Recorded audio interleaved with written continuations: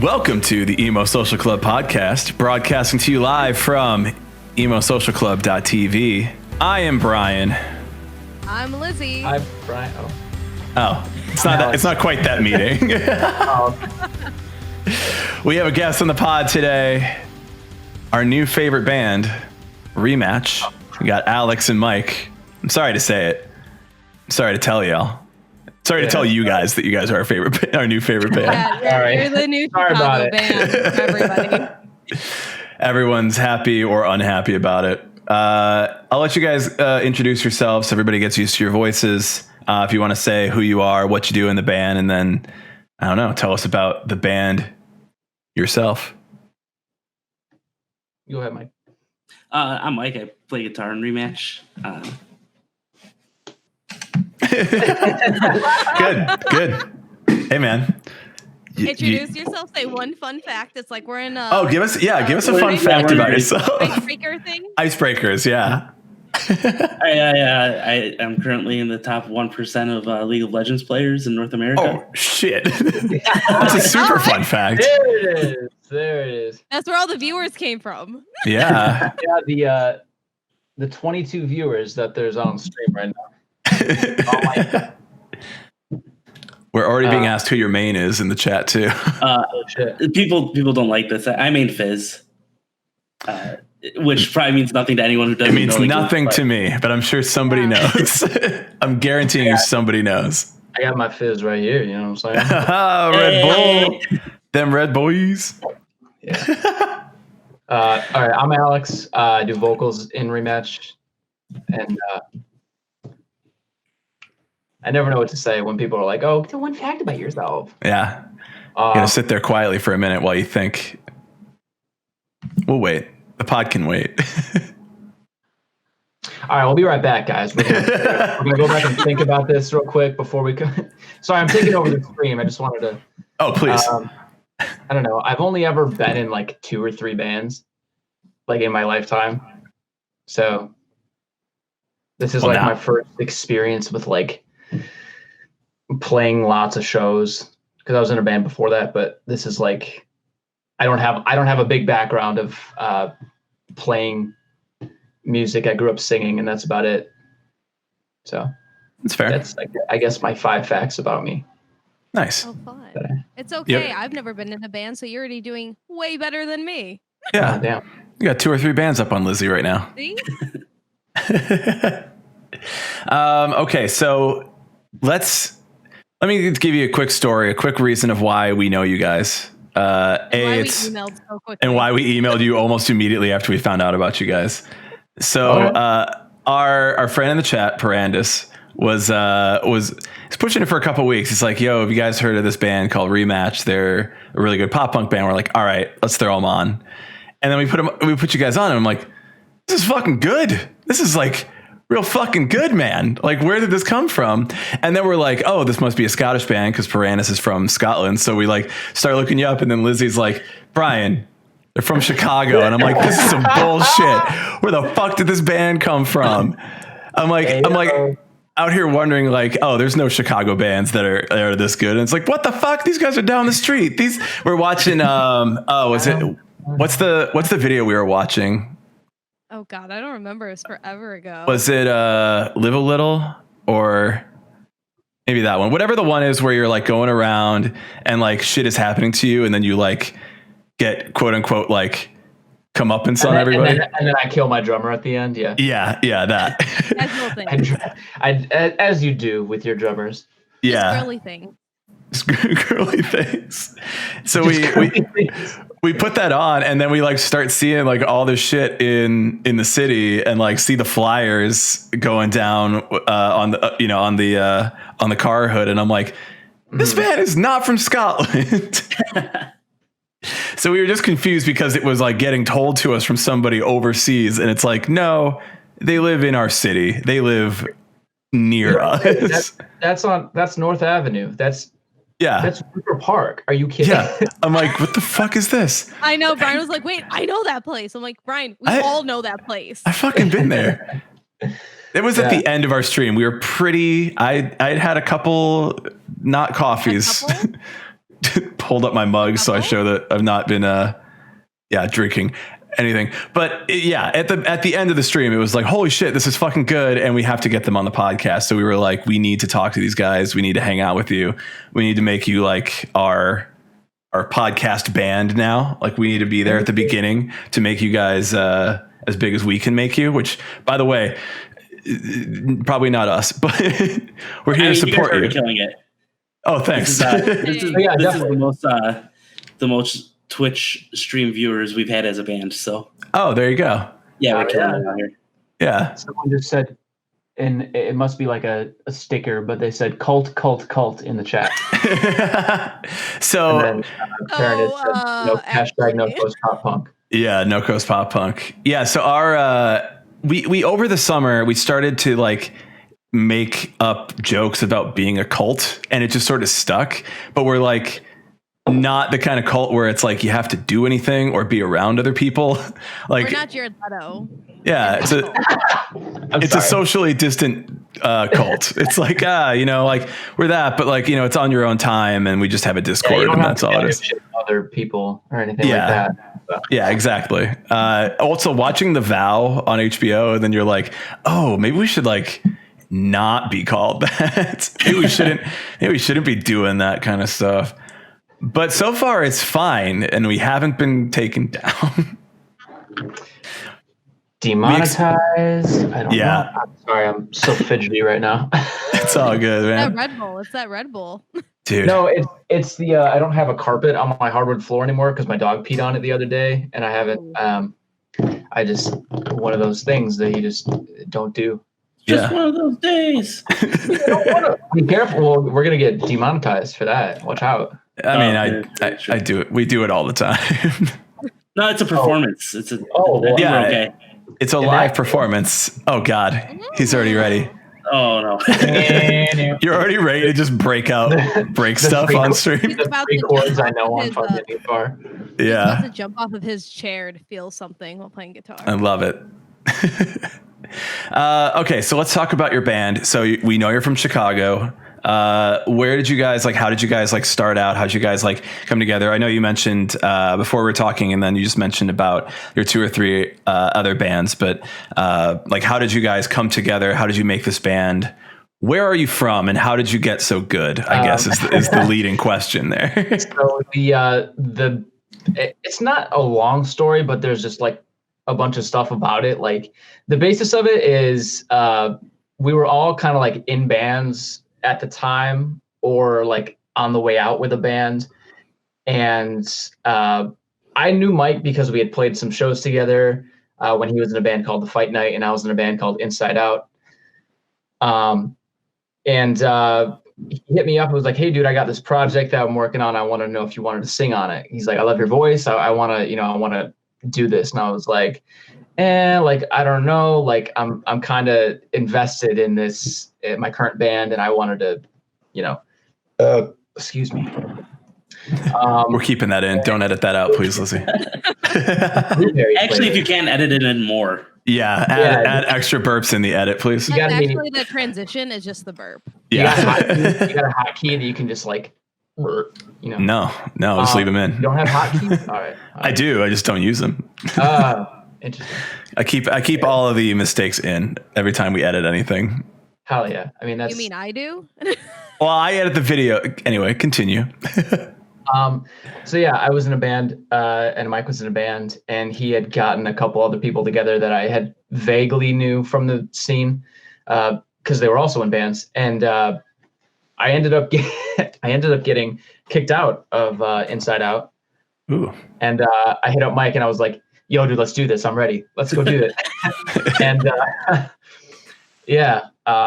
who would? So why were you kicked out? Is there tea? I'm a narcissist and I have a huge ego. Wow, crazy. Well, you're the singer. Yeah, typical singer. I feel like they should have been aware of that. Yeah, absolutely. But it's one of those things that I didn't want to be in a band named Inside Out. And I made that clear from the beginning when we started making music and what should the name be? And everyone's like, oh, Inside Out. I was like, first of all, there's how many bands named that? If you look on Spotify, and I'm not trying to throw shade at any of those people. Just kidding, I am. I'm like, bro, like and Zach De La Rocha's original hardcore punk band from the 90s, Inside Out, you know, and I'm like, this is already a thing. Like, and we ended up doing it. And we had some creative differences and personality, I guess, differences that clashed. We went through a couple guitarists for whatever reason. And then they had kicked me out because they said that I was not, they came to my house, all of their stuff. We used to practice in my garage. We actually used to have a space about like a mile from my house, but his dad ended up like not renewing the lease or something. So we had to practice in my garage, and all their cabs, all their like shit was just in my garage still. And they like, two of them come over, not even the whole band. Two of them came over and were like, hey dude, can we talk to you? I was like, it's like 10 p.m. Like, what do you want to talk about? Oh, now this is shady. Yeah. I'm like, bro, like, what's going on? He just wants to take you out back real quick. Yeah. Oh, yeah. The two that came over could really take me out back. Mike's reaction to that was, yeah, I don't know. They came over and were like, hey, dude, can we talk to you? I was like, all right, sure. They're like, hey, we want to continue doing this without you. I was like, okay. Like, never did I think that was going to happen. I had anticipated like it growing a little stale and me leaving or breaking up, you know? And I was like, all right, why? And they're like, well, you said you would get better at XYZ and you didn't really follow through. And I'm like, okay. Like they had said that you didn't improve on your stage presence like you could have. And I'm like, bro, like this is like the first band that I've been in that I played shows in front of people besides like the talent show at my high school, you know, like that's like the most like in front of people. And granted, there's a lot of people in a high school auditorium at, you know, when it's like a lot of people are sold out or whatever the fuck. Mm-hmm. But I don't know. I was like, all right, like that's fine, whatever. And I was done with it. There was no bad blood. I was like, hey, can you guys make sure to pick up my shit or your shit from my garage? And it took them like 2 months to get their shit. And I'm like, dude, like my mom wants to like park her car back in the garage. And like, you got like, and I told him, I was like, my dad said if it's not out by like next week, he's going to put it at the corner for the fucking garbage. Yeah. So whatever you want with that. And like, oh, I guess I could pick it up. And one of the dudes like just stopped talking to me. Like the other two dudes were like still in contact with me. And I was like, all right, like, I don't get why you're like, like mad at me about this. Like why, like you kicked me out. Like, I don't know why you're like salty about like, you're not answering my text or whatever. And then there was some shit that had gone down a couple other times, but I'll leave that for a different conversation. So it was one question that you asked and I had gone on for a 17-page report on why I got kicked out of a band. Hey, sometimes you gotta give it. It's fine. Yeah. Yeah. Sorry, old wounds, I guess. Yeah, man. Just open them up and listen, yeah, everybody in chat's like it's like a relationship or a job or a relationship at your job. Or both. Yeah, don't do that. Don't do Bit that. of both. Yeah. Yeah, it was definitely an interesting experience. I mean, like I thought the music was pretty good. And I mean, like you can go listen to it. I'm not gonna be like, don't listen to it because it's a separate, like old Spotify's still up, so you can still listen to it and shit. Mm-hmm.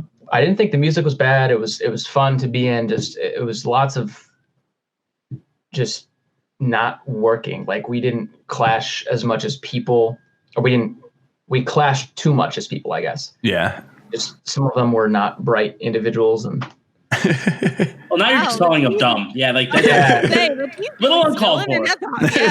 Yeah, they know where I live, but I mean, I don't care. But I don't care. First of all, y'all are I dumb. don't care what happens. Let's go. The world's ending. Sick. Comes by. Brandis says, "Well, you're in the best band ever now." Thank you. Mm-hmm. I disagree, but damn. I don't think we're the best band ever, but I really appreciate it. Who do you think is the best band ever? Oh, geez. Uh-oh. I feel like that's a hard question because there's so many different genres. Like if you ask me what the best if you ask me what the best like pop punk band of all time is, I'd probably have to bring out my list because Fall Out Boy is in that conversation, and good. Fall Out Boy, yeah. Fall Out Boy. So Fall Out Boy. That's a Fall Out Boy. Yeah. Wearing my Fall Out Boy shirt too. So if you can't hear it in my vocal tone, then I don't know what to tell you. Mike, who are yours or your single band? I don't know. I don't know if it's because I'm old or just what it is, but my influences are like a lot of like the almost like neon days of like music. So like Skip School, Start Fights, Hit the Lights, and like Forever the Sickest Kids, and like, bands like that like are stuff I listen to like nonstop still. But like probably like Fall Out Boy or Newfound are like my favorite bands of all time. Yo, this dude, I'm sorry to interrupt. He said, Alex, you need to know my next tattoo is going to be the cover of Do It All Again. Yo, I will send you some free shit, bro. Well, he just bought a bunch of merch. I'll send you. He didn't say it was going to be Rematch merch. He just said it was free shit. All right. He said it's going to be the next tattoo is going to be the cover of Do It All Again. That's just all right, bro. We can prove it. He'll post See me right now. I'm shaking. tattoos in the Discord chat that we have, and then we'll know first. Yeah, no, I'm the one who hit up Alex. Yeah, I hit Alex up. Yeah, he hit me up with basically the demo to it was called Broken Steps at the time, or actually I don't even think it was Chicago. This is the demo. You hit me up with Chicago first? Yeah. Okay. Was it even called Chicago or was it just called something else? Right, because we didn't have any lyrics or anything. Chowie's song. Oh yeah. We used to our last guitarist before we have Noah now. His name's Charlie, and that was kind of the group. It was excuse me. It was Charlie. I'm gonna be doing that all night. Yeah, so I'm leaving it all in. It was Charlie, Mike, and me basically. We started going to it was a friend of Charlie's. His name is Nick Matthews, and he's the vocalist of Get Scared. If you guys have ever known that band, but he used to live. That's a big throwback. Yeah, he used to live in River Grove. Okay. So that was kind of I guess a good point between all of us because I still live in Schaumburg and Mike lives in like Joliet area. Okay. So Charlie lived on the south side of Chicago, and we would all kind of just meet up there together. And so that was a good spot, and that's where they wrote. I'm assuming you guys were writing that there when you guys. Yeah, we were working with Nick, and Charlie had gotten kicked out of his band. He was in World War Me, if you're familiar with that band. Mm-hmm. Yeah, and then. So he posted something on Facebook, and I knew him for a long time. And he's like, "I'm trying to start a new project. Anyone want to start a new project?" And I was like, "I'll hear it out," because the project I was in was like on like an indefinite hiatus. And I was like, "Okay, these ideas are sick. Like, let's work on them." So then, like immediately, I thought of Alex. I was like, "That guy's got a good voice. I like his voice. Like, he might be a good fit." And then and Josh, our bassist, now is just like one of my best friends forever, for years and years. So I was like, I want to try and get Josh in on this. And like, I kind of had an idea of all the pieces I wanted to put together for this band, like right when it started. Nice. You do. Yeah. So it was, as is mentioned in the chat, it's a lot of people that were kicked out of their band to form an ultra band. Well, that's why I came up with the name Rematch, is because it's like, we all like either kicked out or left projects, and then it's like, it's like a rematch. It's also sort of a play on Mike's Mike's other band that he had been in was called The Fight Night. So, it's like a boxing reference. Rematch is Rematch isn't inherently a boxing reference, but right. it's a sports reference. So yeah. And if there's one thing the pop punk kids love, it's sport. Yep. Ka-chow. The fact that you guys have been in multiple bands, you know, because I think that, like you were saying before about the 2 or 3 bands you were in and like coming from other bands, is like, do you think that it gave you a lot of experience going into a new project to be like, this is like, I now am more clear of what I want to create and what I want this band to be, because I've been through certain situations that either didn't work or didn't go as you wanted them to go, and now you're like are more able to like express what you actually want to do? I know I can't speak for Mike, but I would definitely say that's about like 85% true. I always wanted to make like pop punk music. I always wanted to, you know, like Blink-182 and Fall Out Boy were my 2 favorite bands growing up. And yeah, so that's sort of what I wanted to not emulate, but like that's sort of like the gist of what I wanted to create. But as I, you know, even within the last, you know, since quarantine started, I've been growing my musical talents and writing just on shitty GarageBand demos, you know, just like stuff like that. But yeah, like being in a couple different bands, it definitely helped me realize what I want to, like the type of sound, the type of pop punk that I wanted to be creating. And I'm still not even 100% sure what I want to create, because it's still so broad. There's so much you can do, and I'm all for like experimenting and you know, doing different types of sounds and stuff.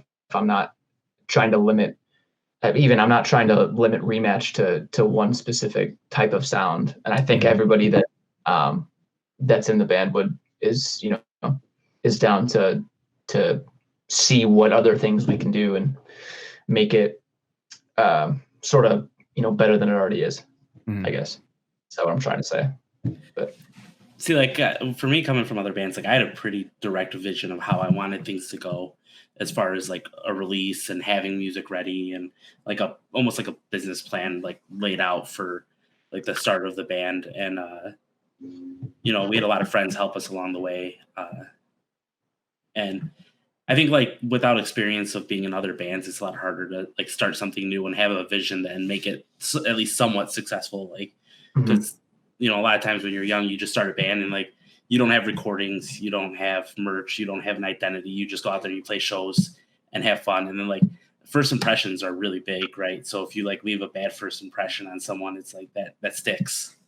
So like we kind of just went with taking it like pretty much seriously from the start, as in like having like branding and like an idea of how we were going to release everything. Like, cause when we dropped Chicago, like we hadn't even really been telling people we were like a band yet. We were just, one day we were just like, oh, by the way, here's Rematch, here's Chicago, check it out. Yeah. That song slaps. You know, you were saying earlier too about like wearing your own band merch, and like it's the Donald Glover joke of like, you know, you don't go to Subway and somebody's like really excited about the sandwich they're making, and you're like getting a little conceited, aren't we? But like as a musician, you can't like what you do. But I'm like, I think it's very fair to like your own stuff. So I'm glad that you enjoy your music like that too. Yeah, I've definitely grown to appreciate what I do and not be so pessimistic about it, because I mean, like when I got into the pop punk scene, you know, not even just Chicago, but like the pop punk scene that's currently going on, you know, like the story so far was on the rise, and I thought it was, you know, like trying to emulate that, like, I don't give a shit, you know, attitude, you know. I mean, you guys understand what I'm saying, like the Parker Cannon kind of like, I don't care about anything really, like what the like, fuck that. You know, I'm edgy and I'm still mentally 16. Let's go. Yeah. But yeah, shout out Parker Cannon if you're watching. I just wanted to say, bro, what do you do? What do you do, man? Yeah. But yeah, I don't remember what the question was, so I'm just gonna keep saying yeah. It's about liking your own stuff. Oh, right. Yeah. Grew to like it a little more, not be so, I guess, mean to myself about it. Sure. It's not really, I don't think, conceited to be like, I enjoy the work I'm doing. I enjoy the art that I'm creating. I think you know, like coming from like multiple bands, you might be like, oh, that art means something to me differently now, or that art means less to me now that I'm farther away from it. But I never know if it's really like worth being like, I don't like what I'm doing. I'm just going to keep doing it for a long time. Right. Like that mindset kind of sucks. Yeah. And there's definitely like a fine line between like liking and enjoying what you do and like sort of like I was saying before, like sort of cringy, like how I felt it was like cringy to wear your own band's merch while you're playing a show or something like that. So there was a fine line that I was like sort of walking where I was like, people would be like, oh, great set, man. Like nice, good music. You know, I really enjoy it. And I just be like, yeah, all right. Like, cause I was just like, I don't know if it's because like, I did like the music, but I don't know if I wasn't just not in it 100% or if it was a combination of other things. I don't know. But yeah, I think there's just a fine line there that I was walking for a while that then going back to the last question, grew to love. Yeah.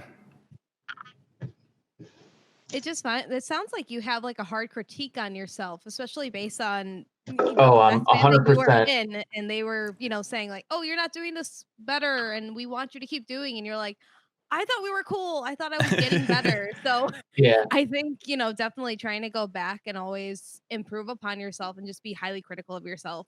That's normal for a lot of us. But yeah, it's I'm definitely a perfectionist. Yeah. It's definitely so much more difficult when you are in a band and trying to formulate what's going on and make sure that things are going to be sorted out the way that you perceive them and want them to be. Yeah. The only thing I was going to say is like, I think people don't really want to hear like people in band. Like it's easy for you to be in a band and be like super hard on yourself. Like, oh, like playing live shows, like I messed this up, that like this was so bad. Like it's super hard to be that critical. But like I find like when people meet you and they're like, oh, great set, like that was amazing. Like they don't want to hear that, right? They don't want to hear like, oh, yeah, we were terrible. That was awful. Like we're just the worst band ever, like. Yeah. I've literally said that to people after they talk. Yeah, and it's because it's easy to feel that way, but like a lot of the little mistakes that we notice, like people don't usually notice because like it's that small. And, like, especially in a room of like 100 people and bass boosted fucking room, you can't even hear anything. You hear the drums and you're like, I think this is. I'm trying hard, real hard, everything. I know that song, bro. Yeah. I would always get fairly upset if like, we expected to have 20 people at the show. I got real low numbers. So I was like, 20 people, that sounds fucking great. Hell yeah. So it's like if you end up with like 5 people and that's your band and like a couple girlfriends that made it to the show, like you walk off stage and you're like, well, nobody was fucking here, so who cares? But if one person comes up to you and they're like, hey, that was a great set, it's like, yeah, thanks. Like fucking nobody's here. That person's not coming back to your next show. And that person's like, they don't want to see a band that they're like, you guys are great, but you're kind of assholes. So it's like, we went to the good set on you. Yeah, exactly. It's like, oh, thanks, Jim. I'm glad you were here, but like, fuck you. You're the only person here. You have no friends. You have nobody else you could have brought to this damn show. Jim the lonely man. He's not coming back. He's not coming back to that show. Mom, you said you were going to bring your friends to this time.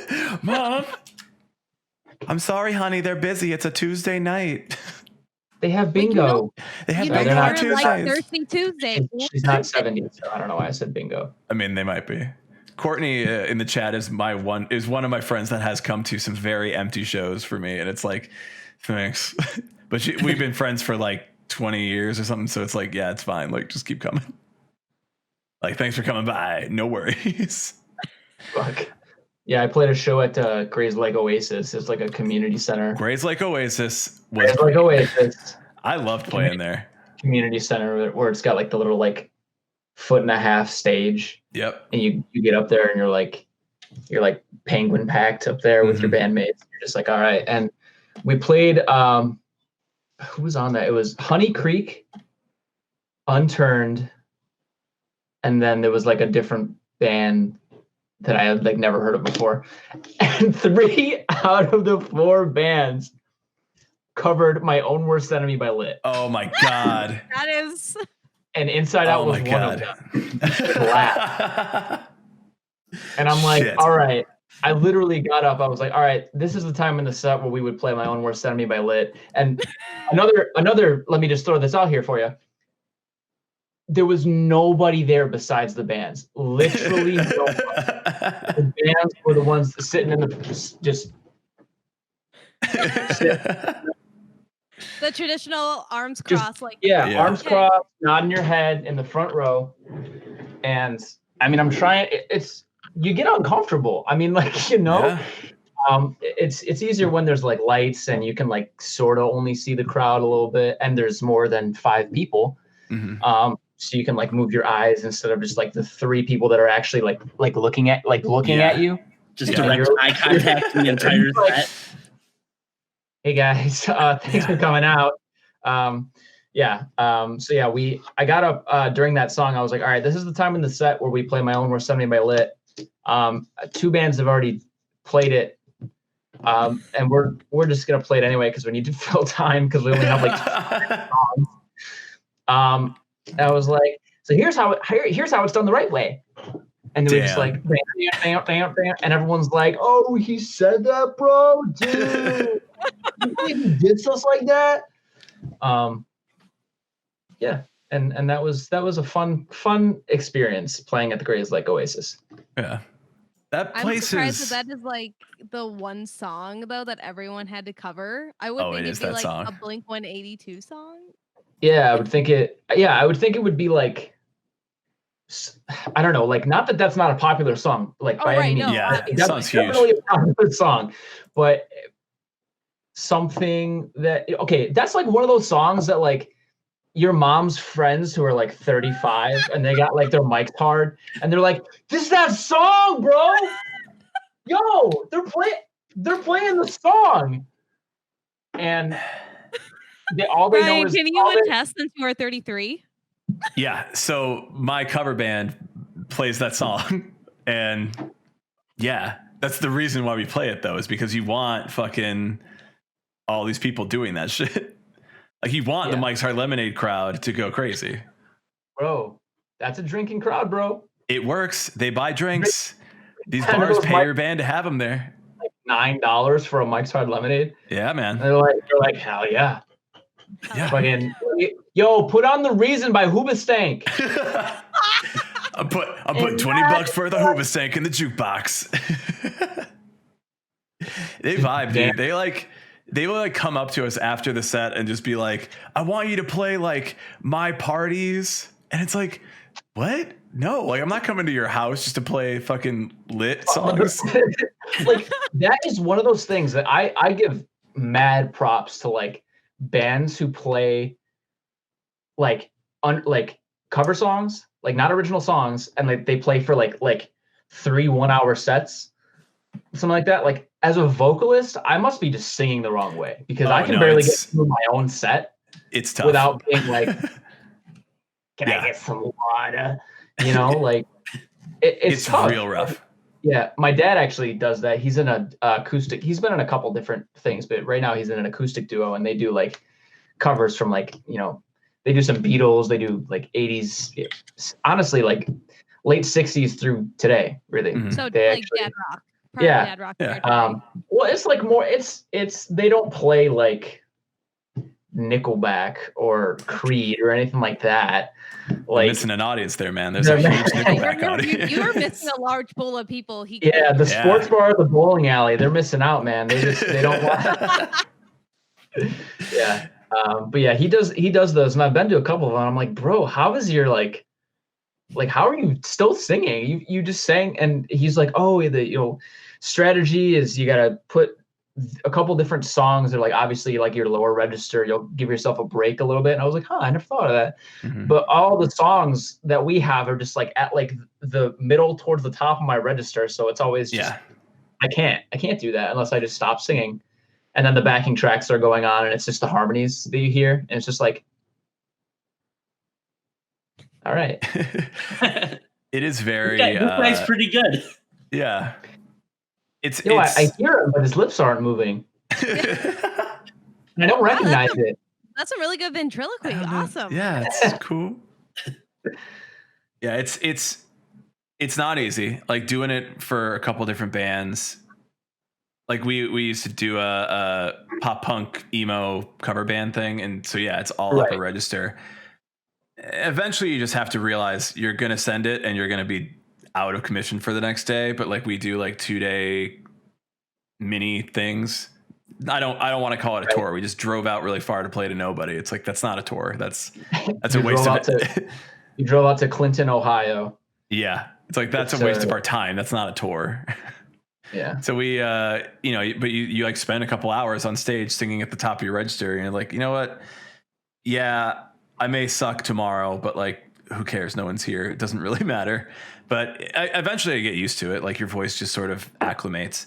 As I would always wonder that too with like people doing 30-minute sets every single night is like, if you're singing at the edge of where you can comfortably do it every night, how are you going to be able to do this every single day, especially if you're drinking because you're always at a bar or something, Well, the drinking helps, It's, I find it does, but then I'm also like, that's also the reason I'm so tired the next day. Yeah, it feels easier to sing when you've been, you had a couple in you, but then at the same time, like you look back, like someone took a video, like in the crowd or something like that, and it's just like, man, that was just like I was completely off. Like I did not hit those notes like I thought I did. It's rough. PBR tall boys, and you're just fucked up. 2 PBR tall boys, and your voice is shot. Is that what you drink when you're on stage? Like, what do you guys drink when you're on stage? Yeah, usually I'll have if they offer it. I mean, I don't know why they wouldn't offer it. It's like one of the cheaper beers, PBR or old style. But yeah, those are usually, or I guess Bud Light is fine too. I don't know. A light beer, perfectly fine by me. I'm just a big old nerd. I don't drink, so that's fair. It's not nerdy. I support. We got friends that don't drink. We support it. I personally partake quite a bit, but I do. I think we ask for Coors Light whenever we play. I'm happy to get anything to be completely also if it's true. there and it's free. There we go. Throw some Red Bull and some bottles of water in the green room. Like when we played our release show at the Cubby Bear, like they gave us free food and drinks and stuff. We're like, this is amazing. Cubby Bear takes care of you. Cubby Bear really takes care of you. They do. They really do. That's a good place to play. Yeah. So let's talk a bit about your releases and your because I know you guys just released a video. Which was your newest Signal. Oh, Signal, wow. yeah. You signaled. Here's our new video. So you put this new video out through AltPress. Is that right?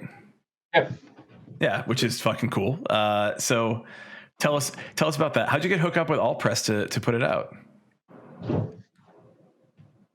I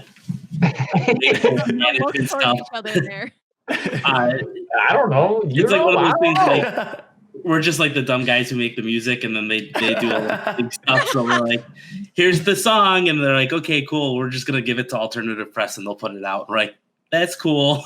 Yeah, it's like but yeah, one of the label guy that we work with, he's friends with someone who's like a higher up at AltPress, I think. I mean, I don't remember. I have a really terrible memory, so I could just be lying. But most of we've had a couple articles. I don't even remember if it was an article this last time or not. But yeah, I think it's been 2 times that we've done AltPress. And he's like, I got it in with him, so I'm just gonna, contact them. Hey, we got this coming out, and there's a bunch, so many writers for AltPress too. So, but yeah. Like Mike said, we just kind of make the music. I mean, I figured that's what we're supposed to do. If there's a label representing us, then oh yeah, absolutely. We just make the music and they do the stuff. Yeah, usually that part's the hardest of trying to get somebody to like pay attention. So just to have that, like even if it's like a little or a lot, like any of that work that's like coming to promote the thing is like, hey, we need this help. Usually like that would be. It's like we need somebody who's like a professional at harassing people. Yeah. That's what it is at the end of the day. Like, I got this music, put it on your website. Yeah. But was this latest single that you guys put out, did you guys write this during quarantine, or was this already kind of like ready to go beforehand? No, we wrote it during quarantine. Like, we wrote it pretty much like a month and a half before we released. No, probably 2 months before we released it. Yeah, it was basically what was brought to me was something that Noah had written, which was just a little hook with some vocals. And I was like, oh, that's sick. Like, let's, I'll go in my computer and make some other melodies and shit. And then it kind of just built from there. And that's kind of how it came to be. Yeah, the vocal hook that was originally there was what the chorus is. And that's what Noah had sent to everybody. He actually had me and Noah worked on that like ourselves, and then you guys had a couple that you like, oh, which ones do we want to work on, which ones do we think is the strongest, and it was like 30 seconds for like these 2 or 3 ideas, and then we kind of picked that one. And then I ended up I FaceTimed Noah one time. I was like, yo, send me like part of like the instrumental or whatever, like just so I can, because I'm not guitarly talented. And he was like, yeah. And I basically like FaceTimed him. I was like, what do you think about this? Because I got an idea for it when I was like in the shower. You know how like all your best ideas come when you're like just always in the shower and you're like, well, I can't do a voice memo on my phone right now. So like I got out of the shower, I was like dripping wet, and I FaceTimed him, and I was just completely naked. And I told him, no, but in all seriousness, I was like, yo, what do you think of, instead of doing it at the beginning, we do it at the chorus? And then I like, just like spur of the moment, I did like the little like oohs in it, like the ooh. And he was like, okay. And then we made a hit, that's it. We made a hit. Hit makers. Right. Yeah, Mike, you want to tell them what it says on the door in your studio?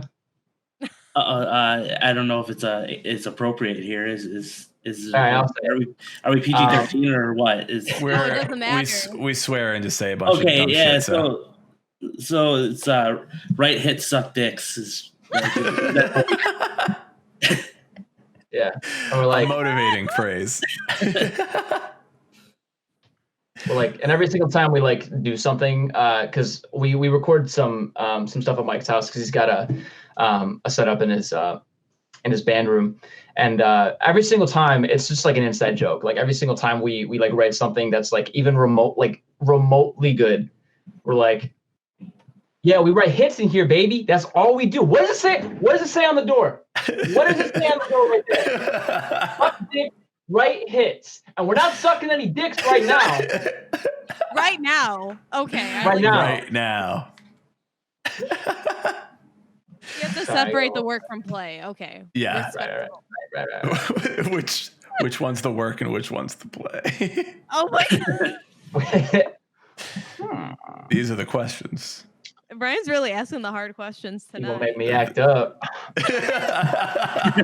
I'm waiting for Alex's girlfriend to slide in the chat and be like, Excuse no. me. I sent it to her. I didn't read it, so I don't know what happened. Maybe or she just doesn't care. She's like, you're either making dicks or you're either making dicks or sucking hits. I don't know. Wow, you're making? Who makes the dicks? Making dicks or sucking hits. I don't know. Whatever you're doing in there. We're having a great time. We having a great time. Oh boy. What's funny about that video? Oh no. Never regret. I regret nothing at any time. Shit. We put the video on the stream last Friday. Yeah, I played it last Friday. Lizzie wasn't there, so she doesn't know that necessarily, but I played the video on our stream last Friday. So please, A, don't copyright strike us, and B, don't copyright strike us. So we played the song, and you guys didn't get the cease and desist already? I did not, and our email address has changed hands. Email. Yeah, it's lost in the email. It's in spam. Emails. Oh, okay. No, I get it.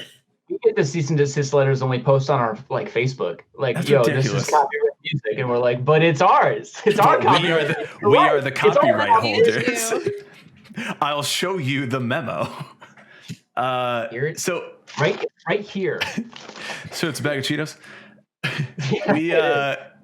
We always I always try to skip the story of these videos because it's like you're at a DJ set. Like I'm not here to play a music video and then like watch, Fall Out Boy is the big one where I'm skipping all this shit. Like I have no interest in watching the story of this Fall Out Boy video again. It's a fucking 6-minute song. That's a 3-minute song. Like I'm not doing this shit. Don't you want to see Pete Wentz as a vampire? I do. I don't. All the time. I make fun of his voice every time and I go, "You call yourself hunters?" And I'm like, "Shut up, dude. You're the shittiest vampire actor." I'm waiting for Pete Wentz to somehow catch wind of us and come here. I hope he does. I'll imitate him every time I talk to him. And then Brendan Urie just comes on. He's like got a top hat on. You're like, oh, Yeah. This is just regular Brendan Urie. It's him now. They did nothing to change him from his normal life. Yeah. He will never see this. And if he does, I'll let him know. So everybody was like, you got to play that new rematch, but don't skip the story. Like leave that story going. I'm like, fine. You know what? I'll leave the story going. And it's a short story. So I'm like, it's fine. We'll let it go. What was really funny is like, because I'm assuming did the video too during quarantine since you wrote the song during quarantine. Yeah. So looking for like spaces to do stuff because we were looking for like photo shoots for the pod and other things. Is I know the space we did that in because it's on like all of these websites where you can look for like venues to do stuff if you want to like rent it for a little while. And I was like, oh, this is that like creepy dollhouse thing on this one website. I bet they go into there it is. There's them with the dolls and the. And the murder and all the stuff. So I actually did appreciate the story for that one. So I'll let that one play from now on. Yeah. It was just it was an escape room that we just sort of rented out. Because you could rent it out. You could like do the actual escape room, or it's just like a space that you could like rent out the specific rooms. Yeah. Because each room was its own escape room, which is cool. Yeah. So yeah. Did you guys get the idea from like going there and seeing the room, or did you kind of have like a concept in mind beforehand? No, the concept for it spawned from some real life events in a person that shall not be named's life. Oh. I just don't want to. I don't know if they want me to talk about it publicly. But yeah, these were some sort of real life events. Like this one particular person happened to be fucking with a Wiccan. Okay. Right? Okay. As people do. Yeah. As you do in your everyday life. Yeah. And they like they told me that there had been some like not rituals done, but like, hey, can I have a strand of your hair? And they're like, that's some black magic shit. I don't know about that. And yeah, so that story that was told to me before this song was even written. So I sort of branched. I came to them like, oh my God, this is like a creepy kind of sounding song. We're going to be releasing it around Halloween. This space is creepy. Mm-hmm. Let's do that. I'll get in touch with Phil, the guy that does our music videos, and we kind of just went from there. And I think it turned out really, really well. And the story, in conclusion, the story is loosely based on like real life events. So that is concerning as hell. Is the person you know okay? Is the person you know yes, okay? Yes, the person I know is okay. Good. Is the other person somewhere very far away? I'm not sure. I don't even know this other person's name. Gotcha. Cool.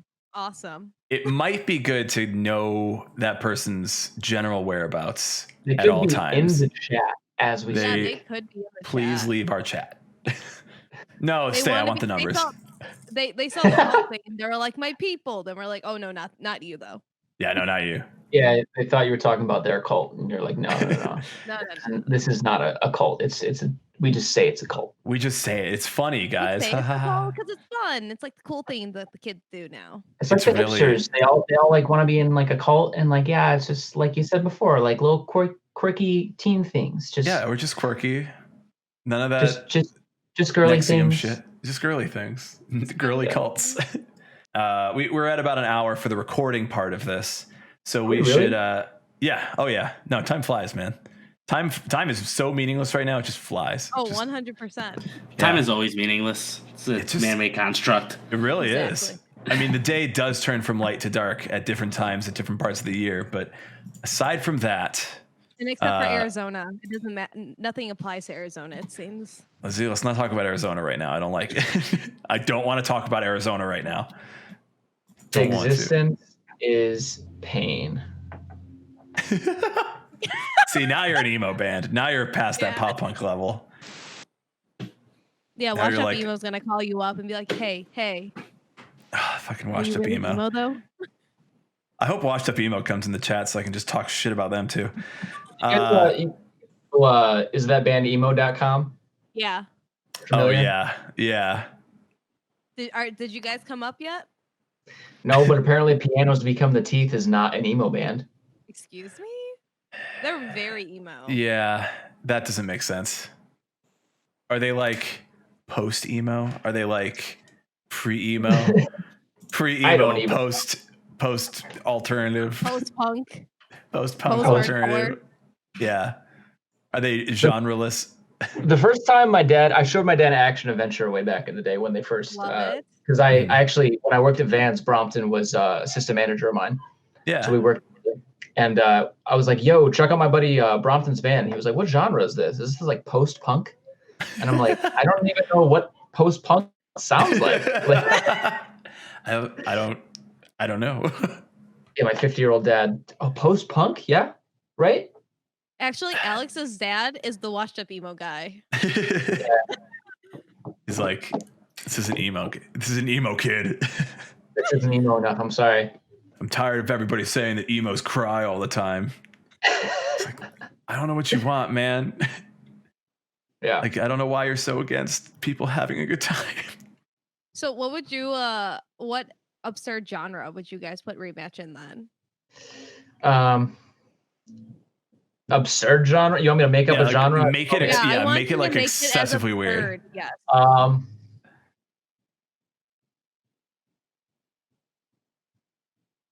Pre-new metal. That's what you wish you were, Brian. It's like Smashing Punk. I don't know. Okay, so we're like if The Story So Far and Fall Out Boy had a baby, and then Blink-182 and The Story So Far had a baby. Wait, hold up. Who did I say already? Who did I say already? Fall Out Boy and The Story So Far. Fall Out Boy and New Found Glory and Blink-182 and The Story So Far. If they both had babies and then those two babies fucked, that's what Rematch is. Okay. Not as babies. Let me clarify. Not as babies. Yes. Like, and then those made a baby. I would just like to, for everybody in the chat and everybody watching at home, the babies are of legal age. Right. Yes. Future babies. Not related to each other. Babies, because those are their babies. Yes. Your future baby popcore. Yeah, that's it. Future baby pop. Baby boy. I love it. Watermelon Core was mentioned by Mr. Pop Punk, so he knows. Yeah, he knows. He's aware of it. Watermelon. I would say we're like, I don't know, post-crust thrash punk. Hell yeah. Probably post-crust thrash ska. Oh, thrash ska. Yeah, because you could definitely skank to our music. So, like, I think that's just like you can skank to any band, and I firmly believe that. I hear my mom. She's watching right now. I hear her. Oh my god. Oh my god. I'm waiting for your mom to run in your room and be like, about to beat his ass. She's just come in and like, watch your mouth. Sorry, Mom. Sorry, Mom. there are moms invading the chat. Oh Yeah. my god. She told me to shut up. I don't know if you heard it. I love Hell it. yeah. I love it. Okay, so let's we'll keep chatting for a bit. I want to get some questions from everybody in the chat. So if you've got questions, start throwing them out. But before we get to that, I'll give you a chance to throw out all of your plugs, where people can find you, personal or band or whatever. And then we'll wrap up the recording part of this, and we'll get some questions from everybody in chat. We'll hang out for a bit. So go for it. Where can people find you on the internet? You can find us at rematchtheband.com. Most of all of our stuff is on there. Like I had said before, our links to merch and like Spotify's and stuff like that, and our socials. Rematch the Band on Twitter and Instagram. I don't know what the link to the Facebook, because Facebook is weird when you whatever. But Rematch on Facebook, we're not. We get tagged all the time in like those like boxing or like other stuff like that, where they're like, "You want Rematch?" and they tag Rematch instead of like a page called Rematch. They tag us, which is great. Spotify, Apple Music, Google Play, Amazon, all that stuff. Rematch the Band. That's us. Hell yeah. Check out the new single. Can buy hats. Yeah, check out the new single, Words That Rhyme with Liar. We put it out last week, 2 weeks ago, week and a half ago. I don't know. A week ago. About a week ago. It's out now and will be out forever.